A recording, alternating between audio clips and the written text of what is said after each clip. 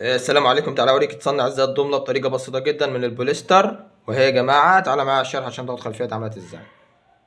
بس يا جماعه طبعا الاسطمبه اهي، بس هي الاسطمبه بتبقى كبيره، بس انا جايب لك ايه اسطمبه بلاطه واحده صغيره عشان الشرح بس والمكان وكده. اول حاجه فاضي شويه بوليستر صغيرين، يعني على قد ايه ورقتين كده.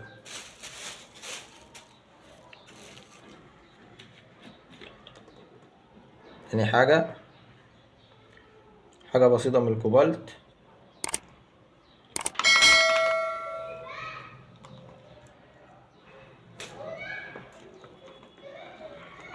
بس بعد ما تخلط الخلطه بتاعتك هتفضل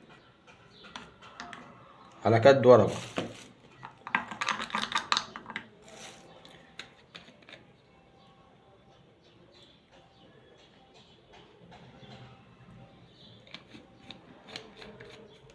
هنفضل المصلب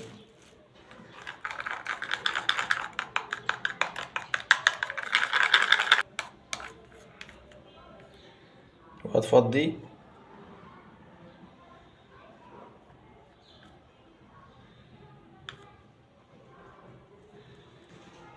وتديها خبيطة بس تخلي السوس ينزل.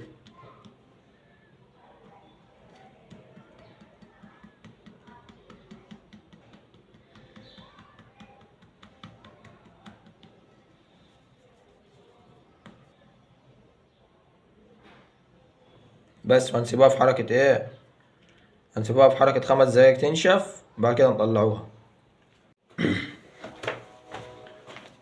بس يا جماعة بعد ما نشفت طبعا اهي هنطلعوها تطلع معاك بسهولة.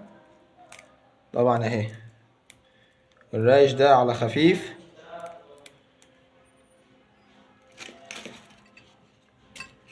بس دي صنفرة ناعمة عشان تاخد بيها الروايش. واهي بعد ما صنفرناها بالصنفرة طبعا اهي منظرها جميل جدا. طبعا دي لون اسود.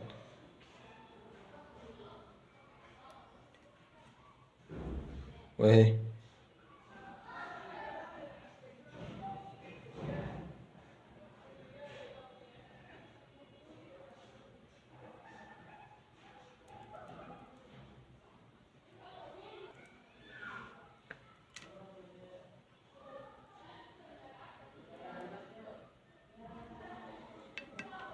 بس يا جماعه بعد ما خلصناها طبعا اهي منظرها جميل جدا. لو عجبك الفيديو متنساش اللايك والاشتراك في القناه وشجعنا عشان نستمر.